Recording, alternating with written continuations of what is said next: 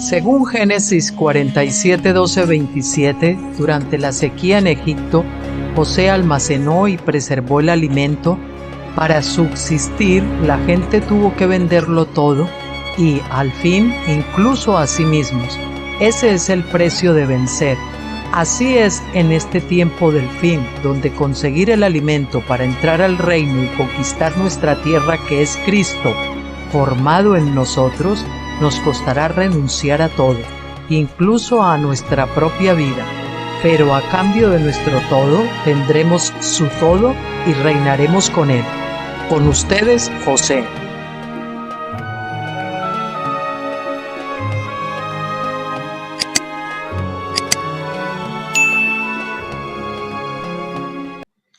Hola, muy buenas tardes a todos. Hoy es 23 de julio del 2025 y ahora mismo son las 6 menos 3 minutos de la tarde. Anunciarles lo primero, el vídeo que haremos Dios mediante el viernes próximo. Será un artículo de mi libro Reflexiones acampados en Gilgal 3, un libro que pueden descargar gratuitamente en todos nuestros blogs, y también lo pueden comprar si quieren en Amazon, en versión Kindle, para leer en formatos electrónicos, o incluso lo pueden descargar también pedir en formato físico si lo desean tener en su biblioteca. Bueno, pues ese artículo será Derrocamiento y caída de Misterio Babilonia. Fue un artículo que se suscitó a través de un programa de César Vidal y Lorenzo Ramírez, supongo que sería algún reseteo o en algún despegamos de esos programas que hacen semanalmente, donde tocaron este tema y hablaban del anticristo y de algunas cosas y demás. Yo les puse en conocimiento de ciertas cosas que ellos todavía pues no conocen, porque son de tabernáculos, ¿no? Es la edad de tabernáculos que ellos todavía pues no manejan esa situación. Y bueno, pues yo no recibí ninguna respuesta, pero aquí quedó escrito en el blog y lo vamos a ver para que quede incluido en estos vídeos de este libro. Y bueno, pues lo que nos queda entonces es pasar a lo que vamos a tratar hoy, que es continuar con el libro de Stephen Jones, La leche de la palabra de Dios, estudiando Hebreos capítulo 6, versículos 1 y 2, que es donde se habla de la leche de la palabra de Dios, y vamos a ver la parte 5 de la sección 2, que trata del arrepentimiento, y dentro de esa sección 5, de esa sección 2, esta parte quinta va a versar sobre la hambruna de la palabra, o si quieren, de la ley, porque al desechar la ley, pues lógicamente quedamos cegados. Cuando desechamos ciertas partes de la palabra de Dios o de la ley de Dios, quedamos cegados a esas partes, y salvo que nos arrepintamos, pues vamos a seguir con esa ceguera.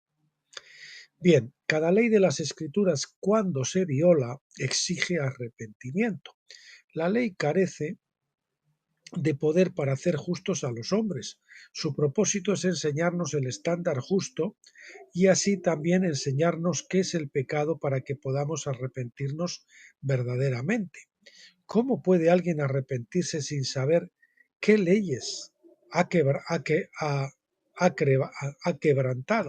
Está hablando, alguien es quebrantado.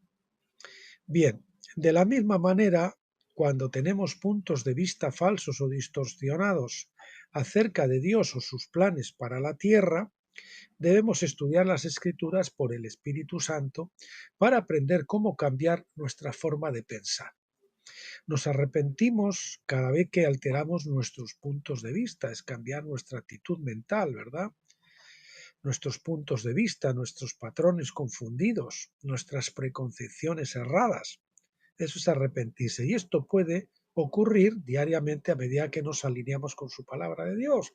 Para eso tenemos, como dice la carta a los Corintios, llevar nuestros pensamientos cautivos a la obediencia a Cristo. O sea, cuando nosotros tenemos una opinión que no coincide con lo que la palabra de Dios nos está mostrando claramente, pues nos tenemos que arrepentir.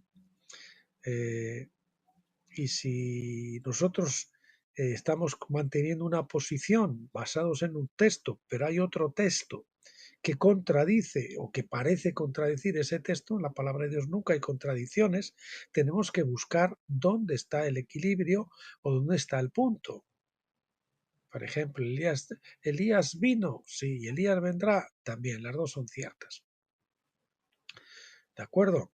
Entonces tenemos que ver cuándo estamos equivocados y cuando estamos errados y tener la suficiente humildad para reconocer y cambiar nuestra posición doctrinal. Si nos enseñan la palabra desde pequeños, es bueno porque nos da una ventaja, pero también es poco probable que todo lo que nos enseñaron sea realmente cierto. ¿Por qué? Porque no todos tienen, o todos, ninguno tenemos la doctrina totalmente perfecta. Desafortunadamente esas cosas están arraigadas en nuestro pensamiento y se convierten en nociones preconcebidas, en argumentos y altiveces que son difíciles de cambiar, ¿verdad? Tenemos que derribando argumentos y toda altivez que se levanta contra el conocimiento de Dios, el orgullo que nos impide cambiar de opinión, ¿eh? Y los argumentos, los razonamientos. Con la palabra de Dios no se puede razonar, uno tiene que obedecer. Fui salvo, dice el doctor Jones, cuando tenía 7 años y guiado en una oración de arrepentimiento, pero en ese momento mi único concepto de pecado era desobedecer a mis padres. No sabía nada de la ley de Dios como tal. Esta fue mi experiencia de Pascua, aunque no sabía nada de las fiestas del Señor. Tampoco sabía que existía algo llamado Pentecostés y pasarían muchos años antes de que supiera que el primer Pentecostés, es decir, la fiesta de las semanas, fue cuando Dios le dio los 10 mandamientos a Israel, hablando al pueblo desde el fuego de la montaña, ¿no? Del monte. No crecí en un ambiente pentecostal, continúa el doctor Jones, o carismático, y tuve que alterar mi forma de pensar cuando tenía 21 años. Se pasó desde los 7 hasta los 21 en una denominación que no era pentecostal ni carismática, no reconocía que todavía los dones estaban vigentes. Pero llegó un momento y él, cuando Dios le mostró la verdad, pues cambió su mentalidad al respecto. Incluso entonces pasaron otros 10 años antes de que comenzara a estudiar los días festivos y me diera cuenta de que Pentecostés celebraba la entrega de la ley y era simplemente la segunda de las 3 fiestas principales que podríamos experimentar. Ahí está ya con 31 años. En otras palabras, el propósito principal de Pentecostés es escribir la ley de Dios en nuestros corazones por la revelación del Espíritu Santo. Durante la Pascua y durante Pentecostés tenemos la Biblia, tenemos libros cristianos, tenemos todo eso, pero eso está todo fuera de nuestro interior. Y en ese periodo del desierto en Pentecostés, a través de las tribulaciones y a través de la revelación, Dios lo que hace que ese maná, que tal como ocurría en el desierto, caía primero externamente delante de las tiendas y se recogía, y cada día se hacía acopio de ello para la alimentación, en este caso espiritual. Después el maná fue recogido en una urna, introducido dentro del arca, en el lugar santísimo, o al lado del arca, no, en este caso era dentro del arca, y por lo tanto eso simboliza que llega un momento que la palabra de Dios pasa de estar fuera de nosotros a estar adentro como rema viviente. Cuando Cristo ya ha sido formado en nosotros, Él se convierte en nuestro libro interno, nuestro libro viviente. Aunque seguimos manejando la Biblia y todas esas cosas, pero ahora la palabra ya está dentro de nosotros. Y la Biblia externa pasa a un segundo plano. La manejamos, cae que leemos versículos bíblicos, cuando predicamos, cuando compartimos, como estoy haciendo yo ahora, pues estamos tratando con esa palabra de Dios, pero sobre todo la palabra de Dios está de adentro de nosotros, a través de ese proceso de desierto y a través de la acción del Espíritu Santo, esa palabra se encarna en nosotros, pasa a ser nuestra, pasa a ser parte de nuestra constitución espiritual.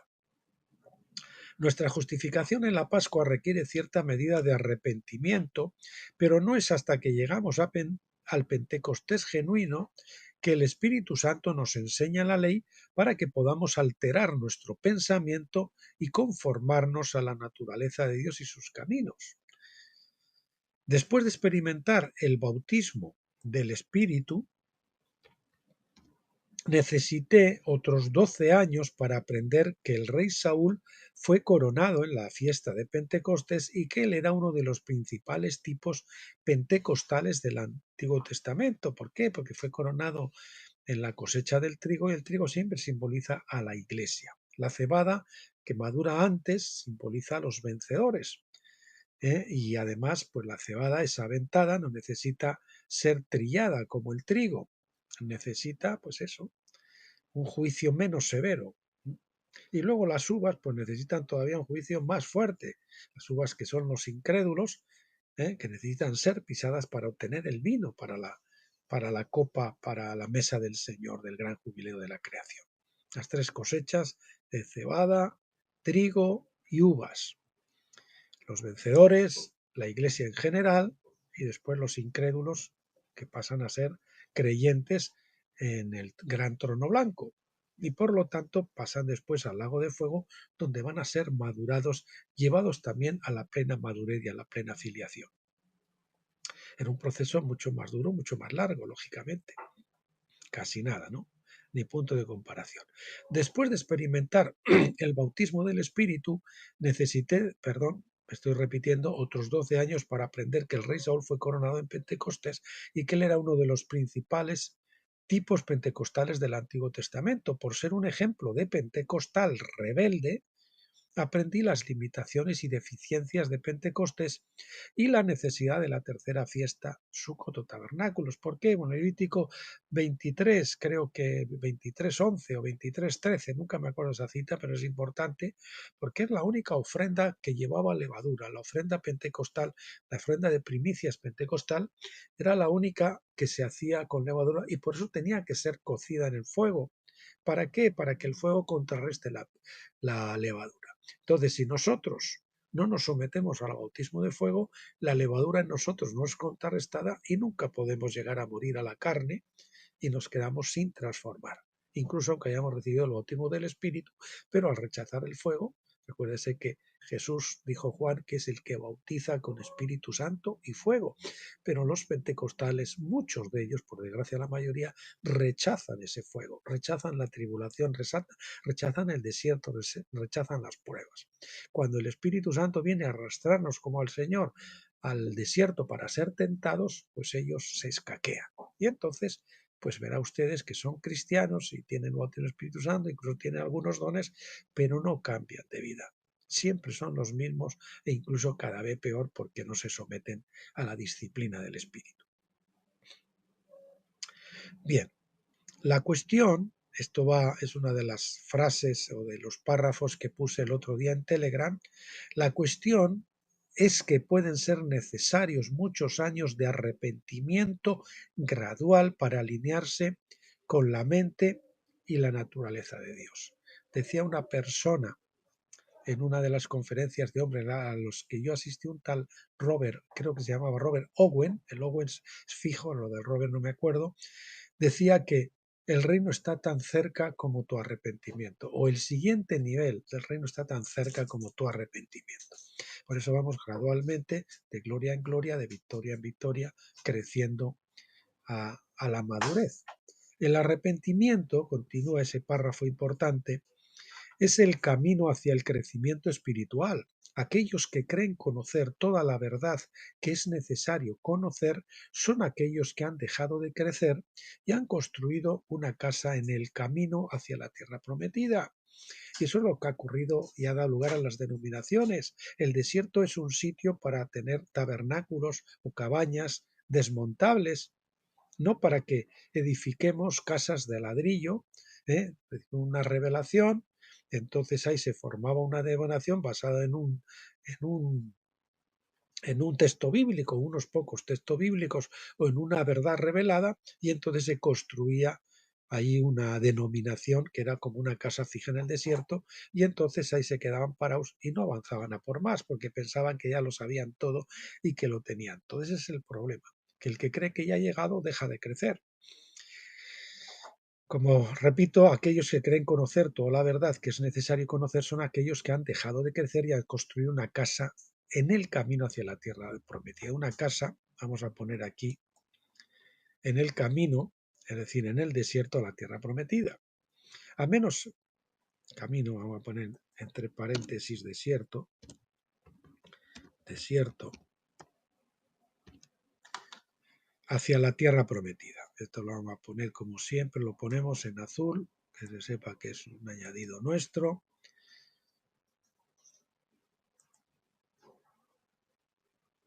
Bien. En el desierto hacia la tierra prometida, a menos que Dios destruya su casa y los obligue a seguir adelante, es poco probable que alguna vez crucen el Jordán y entren al reino. Vamos a repetir todo este párrafo del tirón, que es importante. La cuestión es que pueden ser necesarios muchos años de arrepentimiento gradual para alinearse con la mente y la naturaleza de Dios. El arrepentimiento es el camino hacia el crecimiento espiritual. Aquellos que creen conocer toda la verdad que es necesario conocer son aquellos que han dejado de crecer y han construido una casa en el camino, es decir, en el desierto, hacia la tierra prometida. A menos que Dios destruya esa casa y los obligue a seguir adelante, es poco probable que alguna vez crucen el Jordán y entren al reino. Para entrar al reino hay que cruzar el Jordán. Si nos quedamos del otro lado, vamos a seguir dando vueltas y vueltas en círculo, en ese frenesí de activismo, de obras muertas que no nos llevan a ninguna parte, porque el que anda en círculos siempre llega al mismo sitio. Bien, cambiando de dirección, siguiente epígrafe. También he descubierto, dice el doctor Jones, que a menudo no sabemos realmente en qué dirección vamos. Hay ocasiones en las que nos dirigimos hacia un lugar, pero nos encontramos en otro lugar que Dios planeó sin avisarnos con anticipación. Por ejemplo, en la historia en la que Jesús caminó sobre las aguas del mar de Galilea. Marcos 6:45 dice, inmediatamente Jesús hizo subir a sus discípulos a la barca e ir delante de él a la otra orilla de Betsaida. Fíjense que ellos querían ir a Betsaida, mientras él mismo despedía a la multitud. Betsaida estaba en el extremo noreste del mar, pero después de que Jesús caminó sobre el agua y subió a la barca, ésta fue transportada, como si fuese un arrebatamiento, a Genesaret, no a Betsaida. Mateo 14:34 dice, después de cruzar llegaron a tierra en Genesaret. Fíjense, iban hacia Betsaida, pero resulta que acaban en Genesaret. Eso nos puede pasar a nosotros también.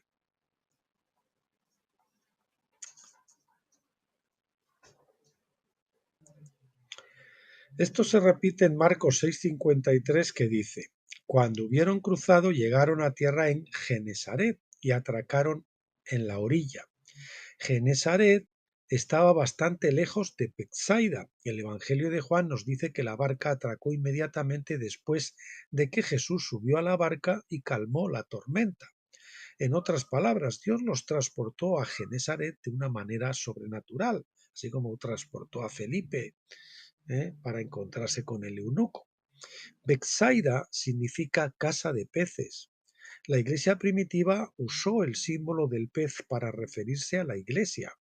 Genesaret significa arpas, que representan a los vencedores, como nos señala Apocalipsis 14, versículo 2 y Apocalipsis 15, versículo 2.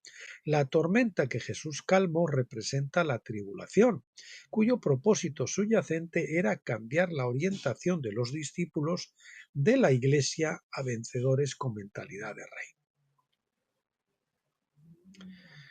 La iglesia tiene su propósito, o sea, somos atribulados precisamente en el desierto para que cambiemos nuestra mentalidad de eso, de la iglesia en general, a vencedores, con mentalidad del rey.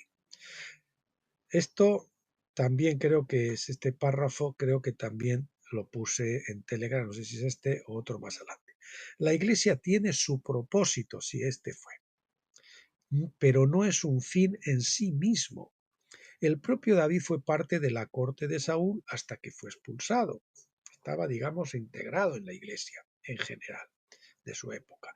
Dios usa la Iglesia para entrenar a los vencedores tanto de manera positiva como negativa.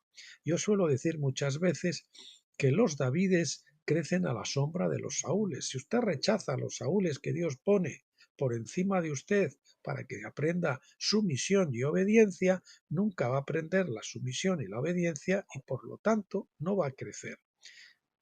Nunca va a poder reinar. De niños aprendemos las historias bíblicas que son fundamentales para nuestro crecimiento temprano, pero cuando Dios llama a uno de ellos, a alguien de la iglesia, a ser un vencedor, llega el momento en que debe irse o ser conducido al desierto, como le ocurrió a David, donde Dios se hace cargo y entrena a profetas y vencedores. Llega un momento en que el Señor nos saca de alguna forma de la denominación de la iglesia y nos aísla, y porque va a tener un trato especial con nosotros, porque tiene un llamado para nosotros para ir a la plena madurez, para ser vencedores. Vamos a repetir este otro párrafo también, del tirón. La iglesia tiene su propósito, pero no es un fin en sí mismo. El propio David fue parte de la corte de Saúl hasta que fue expulsado. Dios usa la iglesia para entrenar a los vencedores tanto de manera positiva como negativa. De niños aprendemos las historias bíblicas que son fundamentales para nuestro crecimiento temprano, pero cuando Dios llama a uno de ellos, de los de la iglesia, a ser un vencedor, llega el momento en que debe irse o ser conducido al desierto, donde Dios se hace cargo y entrena a los profetas y vencedores. No solo negativo, en la iglesia no aprendemos solo lo negativo, sino que aprendemos muchas cosas positivas, pero también aprendemos las cosas negativas, aprendemos lo que no funciona y lo que no hay que hacer. Aprendemos de esos Saúles que nos oprimen, que nos molestan, de ese hermano irritante, de ese pastor abusivo, de ciertas cosas, ¿no? Y entonces, pues, la iglesia, pues sobre todo en esas etapas tempranas, pues es un lugar por el que tenemos que pasar para crecer.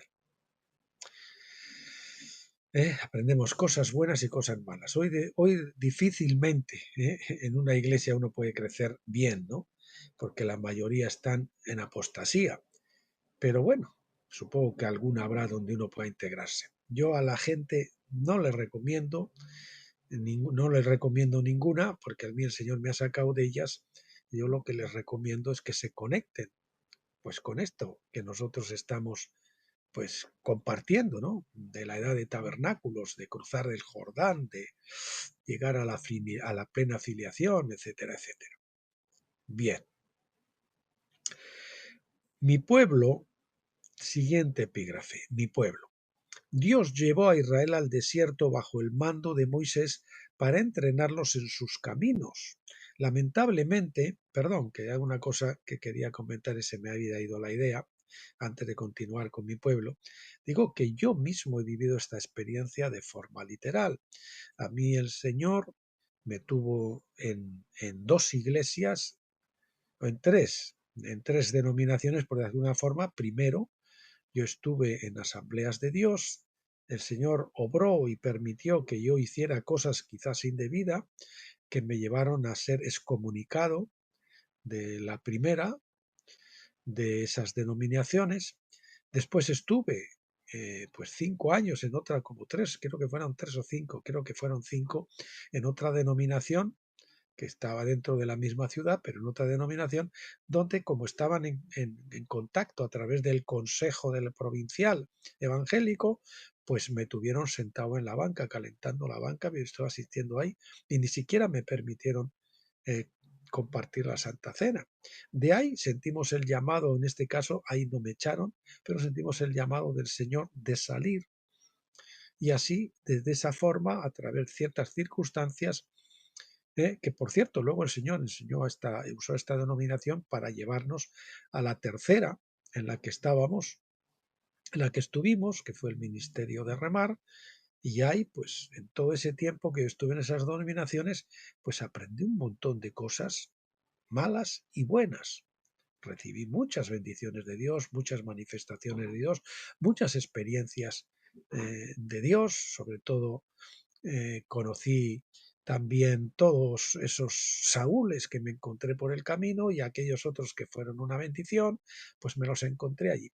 Y luego ya llegó un momento que el Señor consideró que era el momento de yo salir fuera de ahí. Después de cruzar el Jordán y después de estar ya de haber cruzado el Jordán por 11 años en la última denominación, en la tercera, el Señor consideró que era tiempo de sacarnos de allí. De hecho, yo me adelanté un poco, porque no había escuchado completamente bien al Señor y salimos un año antes, nos hizo regresar, nos tuvo ahí otro año más y luego sí Él nos franqueó la puerta para que pudiéramos ir por nuestra cuenta y comenzar nuestro propio ministerio fuera de esa iglesia en general, ¿no? Y en eso estamos. O sea, yo viví esto de una manera muy literal. Y si usted tiene llamado a ser vencedor, pues le va a ocurrir 3/4 partes de lo mismo. Bueno, continuamos con el epígrafe de mi pueblo que habíamos anunciado antes. Dios llevó a Israel al desierto bajo el mando de Moisés para entrenarlos en sus caminos. Lamentablemente, solo unos pocos aprendieron las lecciones necesarias. La mayoría de la gente refunfuñaba y se quejaba porque no estaban de acuerdo con la manera en que Dios los estaba guiando. Cada vez que Dios puso a prueba su fe, fracasaron. De hecho, a mí el Señor me probó cuando estaba en la última denominación, donde el Señor me estaba apretando las clavijas bien, cuando estuve de misionero en la República Dominicana, pues yo tuve ocasión de regresar a Madrid, perdón, de regresar a Madrid y luego aquí a Bilbao y, y a estar unos días con ocasión precisamente de ver a mi madre, que le había tenido un derrame y demás. Mis hermanos me pagaron el ticket de vuelo de República Dominicana, el ticket de ida y vuelta, y vine y estuve un mes por aquí. Estuve aquí y yo sentí que no iba a volver a ver a mi madre viva, y aunque la gente de ese mismo ministerio que estaba aquí, que conocían a las personas que estaban dirigiendo el ministerio allí donde yo estaba, me dijeron, ¿por qué no te quedas? ¿Qué tal y qué cual? Yo no sé cuánto, no sé qué, lo otro. Bueno. Y yo, pues me dijo, yo ojalá me podría escapar de aquella situación, ¿no? Pero teniendo esa puerta abierta, yo no la crucé porque sentí que el Señor no quería. Hice una prueba, hablé con el director, con el fundador de la denominación, del ministerio, y como no me cogió el teléfono, yo pensé, digo, bueno, esto será que no es del Señor. Y decidí no volver a intentarlo y regresarme, pudiendo haber saltado del barco, por decirlo de alguna forma, y zafarme de aquella situación opresiva que me estaban imponiendo allá. Me sometí al Señor y entonces pues estuve ahí otro año más en las mismas condiciones, pero yo entendí por el Espíritu que al haberme sometido y no haberme zafado, aunque tenía la puerta abierta, hasta que no escuché que el Señor me decía de salir, pues entonces el Señor me sacó de allí definitivamente y me trajo aquí a la zona de Vizcaya, de Bilbao, y yo entonces estuve aquí, pues digamos, los 3 o 4 años o 5 años mejores de mi ministerio. Ahí me nombraron copastor, etcétera, etcétera, y estaba pues una situación muy cómoda, donde me permitían incluso por la tarde dedicarme a mi blog, etcétera, etcétera, y por la mañana pues sí hacía una labor allí de relaciones públicas en el ministerio. Y bueno, pues digamos que fue apreciado por el liderazgo, que en lugar en esta ocasión de oprimirme, pues me bendecían, me apoyaban, me respaldaban. Y entonces ya, después de haber pasado por esas situaciones, pues el Señor me abrió la puerta para salir, o no se abrió, porque yo ya aproveché en ese tiempo, también fue cuando me casé, y luego vino mi esposa para reunirse aquí conmigo, y entonces cuando el Señor nos abrió la puerta, salimos con su bendición plena del ministerio y sin tener que provocar que me echaran como la otra vez, ¿no? O sea, yo había aprendido a esperar y a someterme al Señor, y lo hice en eso y también en una cuestión económica, rechazando precisamente apoyarme en mis propios recursos y solo en los de Él, para que nos sacara de ahí. Y así lo hizo el Señor. Y salimos por pura fe sin ningún tipo de apoyo, ni patrimonial, ni de gente, ni de nada, simplemente con un trabajo que yo tenía que me quedaban 3 meses. Y entonces el Señor, pues, obró muchos milagros y muchas cosas para que en todo ese tiempo, que eran también otros 5 años hasta que realmente nosotros empezamos ya con este blog y con este ministerio de Guerreros de José y demás. El Señor nos bendijo, pasando por pruebas de fe y por todas estas cosas, pero nunca jamás nos faltó nada, nunca jamás devolvimos una, una factura. Estuvimos compartiendo habitación en varios sitios, en varios pisos con otra gente, y al final al Señor, después de probarnos y de ver que no nos apoyamos en el gobierno ni en las subvenciones para el alquiler, ni para ese tipo de cosas, ni las ayudas que daban pues el gobierno de aquí, el gobierno regional, pues el Señor nos regaló el apartamento, literalmente a través de una herencia. Nos regaló el apartamento, un apartamento con su parcela de garaje, con su trastero y, y algún efectivo también, o sea que fue una bendición. Pero para que vean que es un proceso hasta que uno realmente se independiza, sale de allí y además pues entra en otro régimen económico, donde ya depende no de lo que hace ni de su trabajo, sino de la lluvia que cae de arriba, que el Señor siempre hace que de unas formas u otras nuestro presupuesto esté equilibrado y algo más, ¿no? Para que podamos compartir con otros. Bien, repito, lamentablemente solo unos pocos aprendieron las lecciones necesarias. La mayoría de la gente refunfuñaba y se quejaba porque no estaban de acuerdo con la manera en que Dios los estaba guiando. Cada vez que Dios puso a prueba su fe, fracasaron. Desde el momento en que salieron de Egipto hasta el momento en que se les ordenó entrar en la tierra prometida, en Cades Barnea, Dios los probó 10 veces. Números 14, 22. Esto abarcó un periodo de solo 1 año y medio. En cuanto a lo que les comentaba antes, de tipo personal, decirle que nosotros cuando salimos allí éramos los dos como de 55 años, más o menos. O sea, ya trabajar para nosotros era difícil. A mí el Señor me buscó un trabajo para salir de remar y después, cuando a mí ya se me acabó eso, el Señor procuró otro trabajo para mi esposa. Y con eso nos soltamos trabajos temporales siempre, ¿no? Hasta que después ya llegamos aquí y el Señor también al final pues ya me permitió pensionarme y vivimos por la gracia del Señor con todo cubierto y sin que nos falte nada. En el monte Sinaí Dios prometió convertirlos en su tesoro peculiar, es decir, en mi pueblo, si obedecían sus mandamientos. Sin embargo, después de 40 años todavía no se habían convertido en su pueblo, porque consideró necesario hacer un segundo pacto con ellos en las llanuras de Moab, como dice Deuteronomio 29.1, que en realidad ese fue el nuevo pacto, ¿no? Y ahí estaba ya el nuevo pacto. Este fue un pacto en el que Dios mismo hizo un juramento de hacerlo su pueblo, Deuteronomio 29, 12, 13. En el anterior pacto, ellos se habían comprometido, fue el pacto del Sinaí, a obedecer a Dios. Que el Señor te cuente a ti, Moisés, luego nos dice, nosotros haremos lo que el Señor diga. Fracasaron, porque estaba basado en la palabra del hombre, de cumplir la ley, cosa que era imposible para ellos. Y en este caso, el segundo pacto de Moab estaba basado en la promesa de Dios de que iba a grabar la ley en sus corazones. Él iba a hacer que fueran perfeccionados. La palabra de Dios no puede fallar, la del hombre siempre falla, pero la palabra de Dios no podía fallar. Por eso estaba implícito ahí el nuevo pacto. Esa, por supuesto, era la promesa del nuevo pacto que debía cumplirse durante un largo periodo de tiempo. Mientras tanto, solo el remanente de gracia cumpliría esta promesa, mientras que la gran mayoría permaneció ciega. En los días de Elías había solo 7.000 hombres en este remanente. En nuestros días la proporción probablemente siga siendo la misma.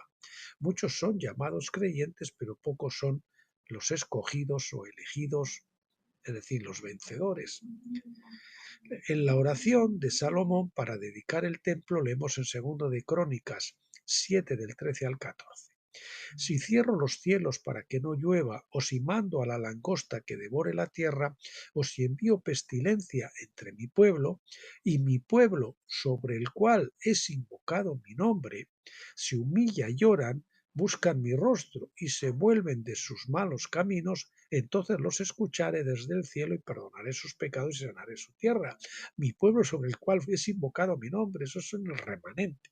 No eran todos, era el remanente. Salomón no estaba apelando a los malvados para que se arrepintieran, sino a mi pueblo sobre el cual es invocado mi nombre.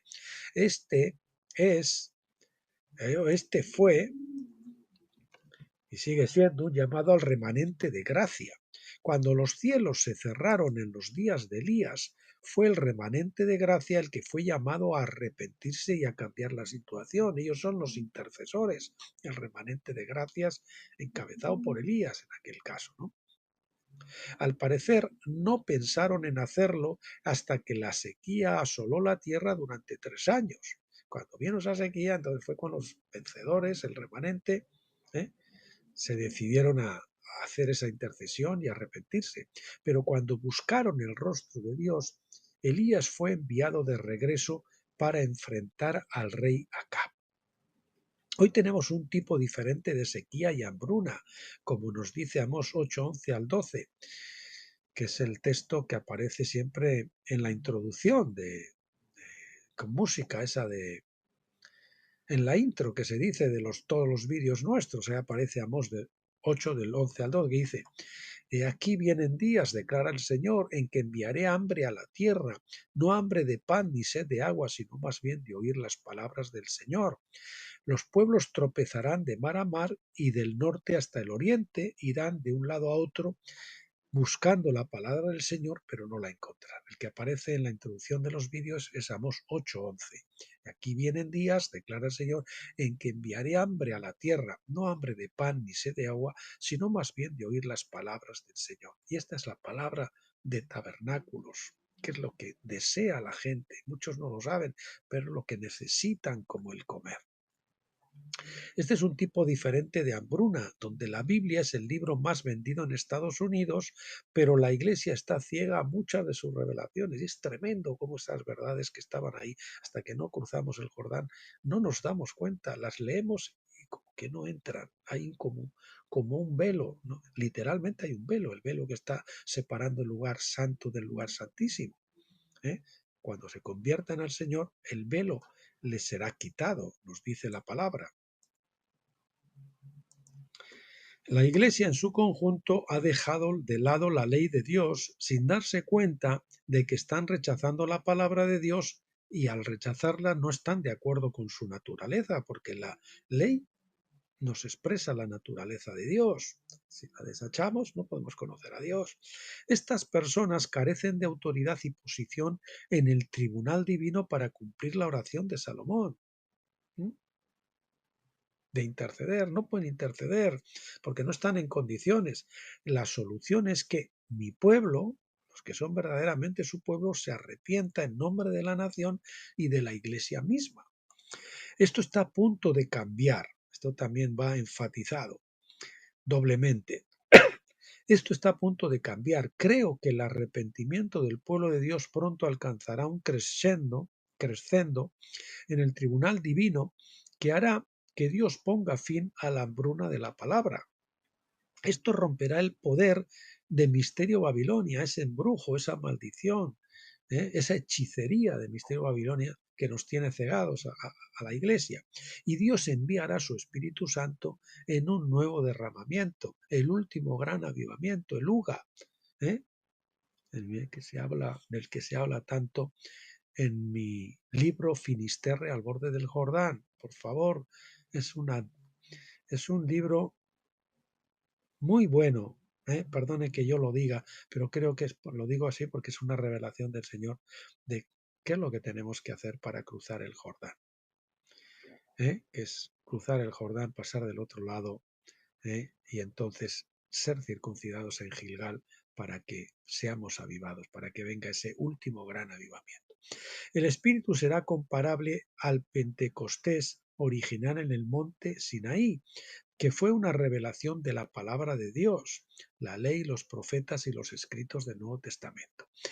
Ese avivamiento va a traer ese conocimiento claro de la palabra de Dios, sin velo, con la luz, bajo la luz de la Shekinah, de la gloria de Dios. Vemos entonces la importancia del arrepentimiento y también el papel que debe desempeñar el remanente vencedor de gracia en la solución a la hambruna de la palabra. Bien, pues aquí nos vamos a quedar.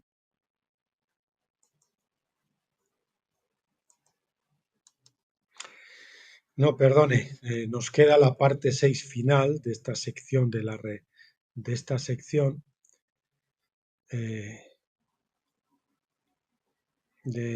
leche de la palabra, que trata sobre el arrepentimiento, y son un par de hojitas más nada más, y así terminamos para el próximo día continuar con la sección 3. Hebreos 6.1 enumera el arrepentimiento de obras muertes. Esta es la parte 6 final de la sección 2. Como el primer ejemplo de la leche de la palabra. Las obras muertas son obras que no conducen a la vida, la salvación, inmortalidad, etc. Son obras buenas. Recuerden que del árbol de la ciencia del bien y del mal vienen cosas malas y cosas del bien y del mal. O sea, el árbol de la ciencia del bien produce las dos cosas. Hay obras buenas, pero si se hacen en el árbol del conocimiento y no en el árbol de la vida, están separadas de Dios, de la vida de Dios, y por lo tanto no llevan a ningún sitio. Al contrario, son obras, digamos, de alguna forma hechas en rebeldía, porque Dios no las ha mandado. Son obras muertas porque están separadas de Dios y no conducen a salvación ni a inmortalidad. Desde la perspectiva de Pablo, las obras muertas son las buenas obras que los hombres hacen con la esperanza de recibir justificación. Es la autojustificación, el problema de las hojas de higuera. Desde la perspectiva de Santiago, las obras muertas son obras que no dan evidencia de fe. Yo he puesto ahí una nota: para mí las obras muertas son obras buenas, entre comillas, pero separadas de Dios, que Dios no las ha mandado a hacer. Por supuesto, las malas es evidente que lo son. Pero para que nos entendamos, o sea, son obras buenas, entre comillas, pero separadas de Dios, que Dios no nos ha mandado a hacer. Las obras muertas no son necesariamente obras malas. De hecho, la mayoría de las veces los hombres simplemente están tratando de obedecer las leyes de Dios y cumplir el voto de obediencia de Israel a través del antiguo pacto. Es decir, la mayoría de la iglesia vive por el antiguo pacto, o están tratando de hacer obras para Dios. Está tratando de ellos justificarse, de ellos crecer por sus propios medios, tratando de hacer lo que solo Dios puede hacer. Éxodo 19:8. El problema es que nadie es capaz de guardar ese pacto. El peligro es que si los hombres se conocen a sí mismos y su condición desde Adán, muchas veces pueden caer en la desesperación sin saber que el camino a la justificación pasa por la fe en el voto de Dios. Ese es el voto de nuestro pacto, lo que Dios hará. Él se comprometió a hacer, a salvar a la humanidad y a hacer que todos seamos transformados, que todos tengamos la ley de Dios grabada en nuestros corazones, a darnos un nuevo corazón y a poner su espíritu dentro de nosotros. Nuevo pacto de Ezequiel. El ejemplo de Pablo: peor aún, si los hombres no conocen el voto del nuevo pacto de Dios y aún así están decididos a ser justos a través de sus propias obras, la autojustificación, pueden volverse fanáticos. Yo fui un gran fanático en mi época del desierto. Cada día, Señor, me ponía como el listón más alto y yo nada, entonces el Señor iba subiéndome el listón hasta que un día me tuve que rendir y decir: reconozco, Señor, yo no puedo con esto, me rindo.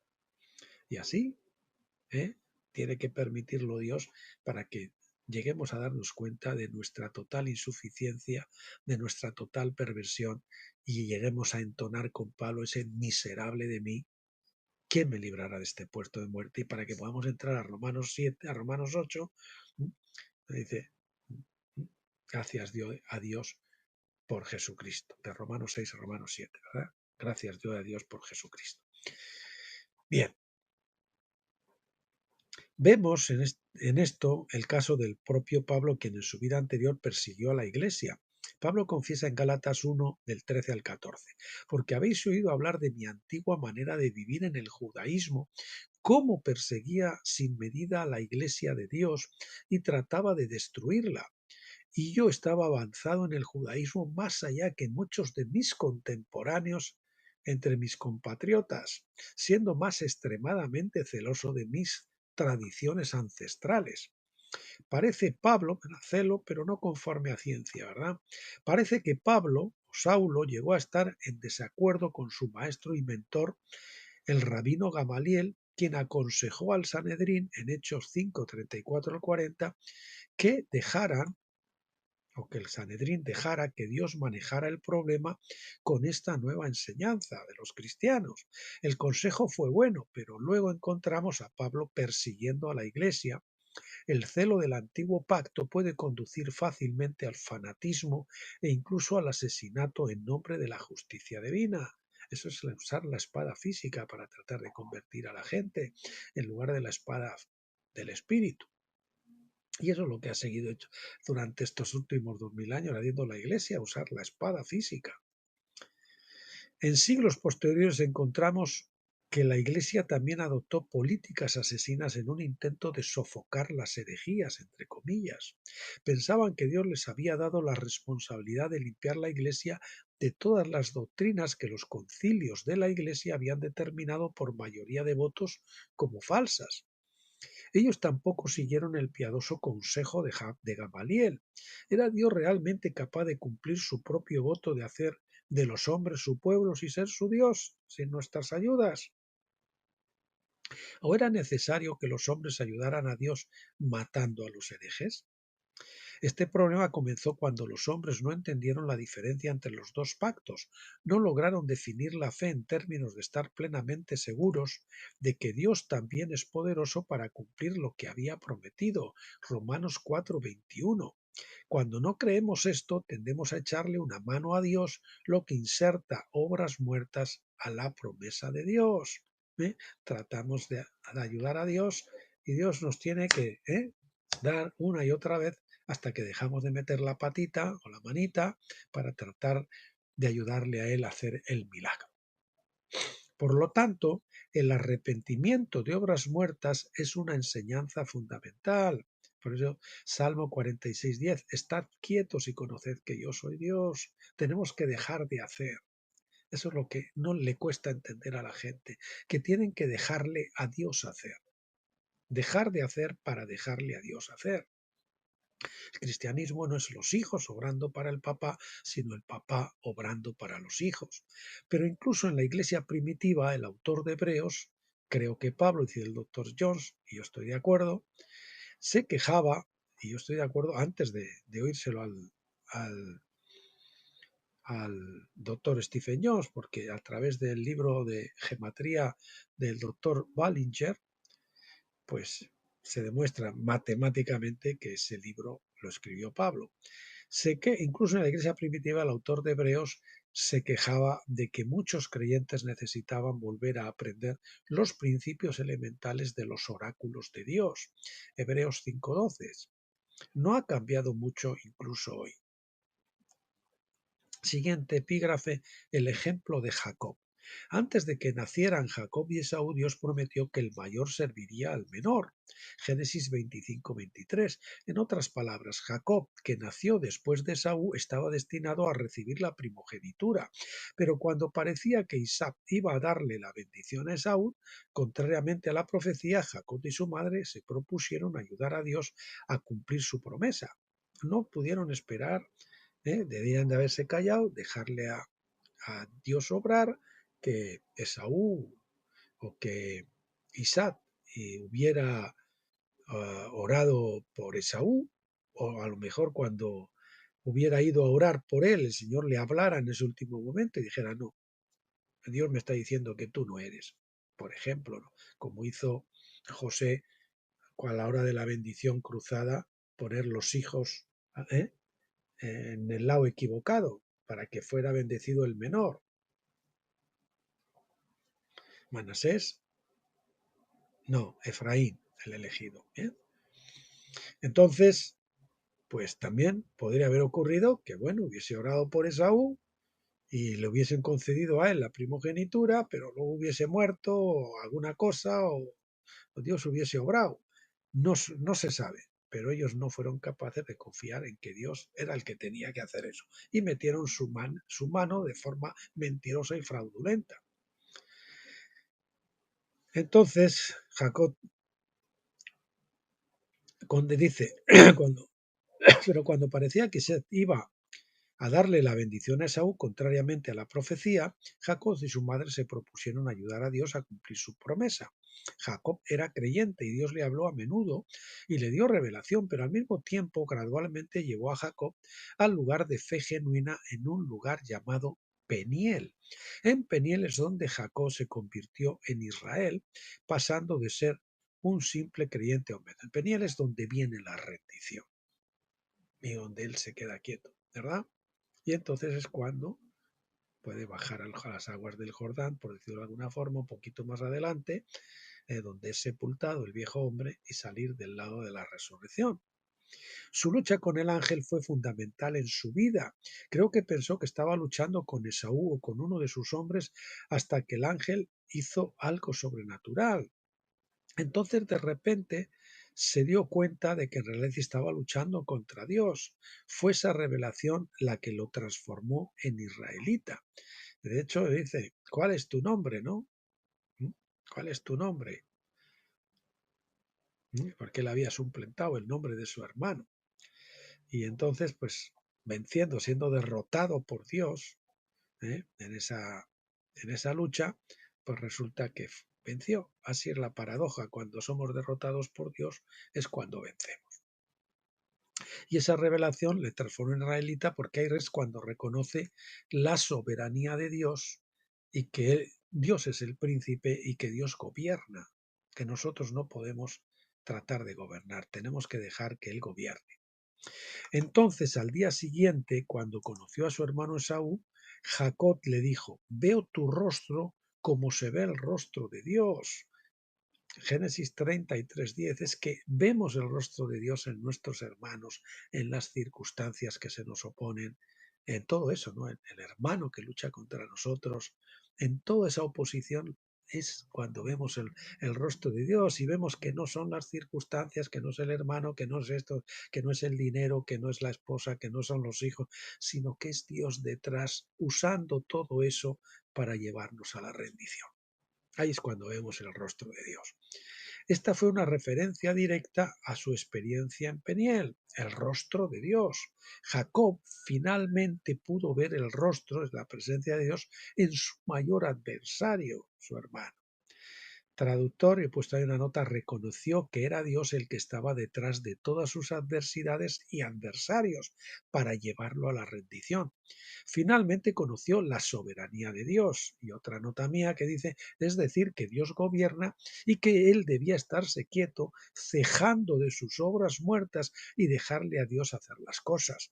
Y toda su perspectiva de la vida fue transformada. Ahí es cuando realmente comienza la verdadera vida cristiana, cuando nuestra perspectiva, cuando le dejamos hacer a Dios, cuando nos colocamos bajo la soberanía de Dios. En otras palabras, Jacob se dio vuelta, es decir, se arrepintió, por eso los profetas dicen, volveos a mí, y comenzó a caminar en una nueva dirección. Pasó de depender de obras muertas, manipulador, como con Labán, con las ovejitas, para aquí, para allá, con no sé qué, las sus tretas, sus otras, ¿no? Tratando de engañar a su padre primero, cuando él dejó ya de usar esas tretas, de usar esas obras muertas basadas en la voluntad del hombre, y pasó a una fe genuina en que Dios podía cumplir sus promesas sin su ayuda. El modelo establecido por Jacob nos ilustra el camino para la superación en la fe. Para crecer en la fe, dejar de luchar. Ríndase, hermano. Esté quieto y vea que Él es Dios. Cese, como dice otra traducción, cesad y conoced que yo soy Dios. Cese en sus obras muertas y déjele al Señor a partir de ahora tomar las iniciativas y luego cuando Él abra la puerta, entonces usted siga detrás de Él sus pisadas, pero usted no tumbe las puertas, no funde, no empuje las puertas. Bien, esa es la fin de esa parte del arrepentimiento de obras muertas que para mí este capítulo es fundamental, que es para que podamos cruzar el Jordán. Bien, pues hasta aquí lo de hoy. Para el próximo día vamos a entrar en la sección 2 la sección 3 de este libro, de la leche de la palabra, donde vamos a ver la instrucción sobre los bautismos. Y vamos a ver los diferentes tipos de bautismos, porque bautismos de manos, de personas, de otro tipo de cosas, ¿no? Veremos esta sección 3 y veremos la primera parte, bautismos en el Antiguo y el Nuevo Pacto. Veremos esa parte. Bien, mis queridos amigos, hasta aquí lo que teníamos para hoy. Bendecirles a todos en el nombre del Señor Jesucristo, rogarles al Padre que abra sus ojos para que vean esto de las obras muertas, de la necesidad de cesar de obrar, como cayeron cuando todos los hombres, dicen Josué 4 y 5, los hombres de guerra cayeron muertos en el desierto. Entonces es cuando pudieron, cuando el viejo hombre es derrotado, es cuando podemos entrar a tierra prometida. Que el Señor rompa ese velo entre Pentecostés y tabernáculos para que ustedes puedan discernir claramente la palabra de Dios y formar parte del remanente de gracia. Bueno, pues emplazándolos hasta el viernes, hasta entonces, pásenlo bien.